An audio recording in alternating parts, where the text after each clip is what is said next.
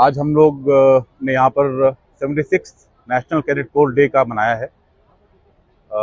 1948 में इसी दौरान हमारा एनसीसी का स्थापना हुआ था, जब पहली यूनिट नई दिल्ली में खड़ी की गई और पंडित जवाहरलाल नेहरू ने उस यूनिट का इनॉग्रेशन किया।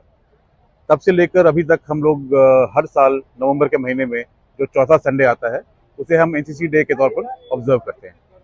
आज इस उपलक्ष्य में हमने बच्चों को और लोकल पॉपुलेशन को मोटिवेट करने के लिए army, air force, navy, police, marine task force, air defence, इन तमाम यूनिटों के जो इक्विपमेंट्स होते हैं, हथियार होते हैं, इनका डिस्प्ले किया है ताकि लोग इसको देख सकें और उनके बारे में थोड़ी बहुत जानकारी हासिल कर सकें और मोटिवेट हो सकें कि आगे चलकर डिफेंस फोर्सेस ज्वाइन कर सकें।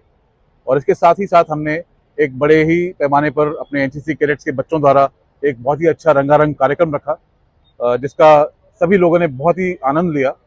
और इस पूरे फंक्शन में तकरीबन 3000 लोग तकरीबन शामिल थे, जिन्होंने इसका पूरा आनंद उठाया। एनसीसी नो कैडेट छूँ, छेल्ला 3 વર્ષથી હું एनसीसी માં છું। આજે एनसीसी ડે ની ઉજવણી કરવામાં આવી રહી છે।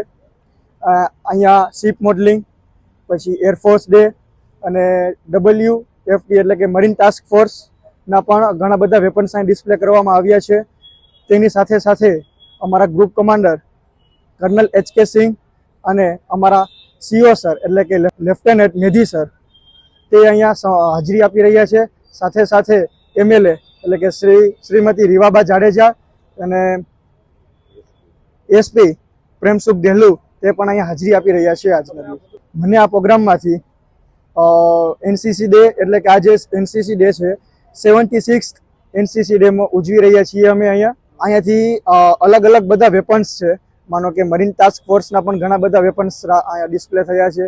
પછી આર્મીમાં પણ ટેન્ક અહીંયા રાખવામાં આવી છે, ડિસ્પ્લે કરવામાં આવી છે।